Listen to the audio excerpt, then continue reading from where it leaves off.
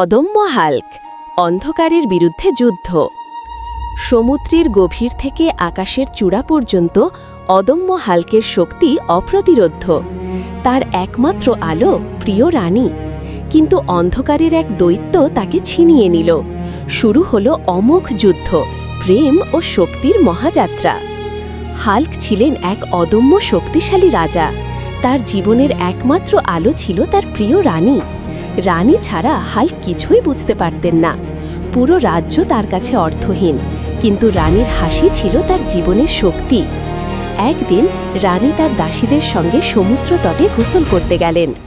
সেই সময় মন্দু নামের এক দৈত্য তার নজরে পড়ল। মন্দু দৈত্য রানীর আত্মা চুরি করে নিয়ে গেল। সে তাকে সমুদ্রের তলদেশে এক গুহায় বন্দী করল। সেই গুহা ছিল অন্ধকার, মৃত্যু ও ভয় দিয়ে ভরা। মন্দুর সৈনিকরা পাহারা দিচ্ছিল। রাজা হাল্ক বিশ্বাস করতেন না যে রানী মারা গেছে। সে রানীকে উদ্ধার করতে অনেক ওজা ও কবিরা জানল, কিন্তু কেউ সফল হল না। হঠাৎ রাজদরবারে এলো বুড়ি বুড়িমা।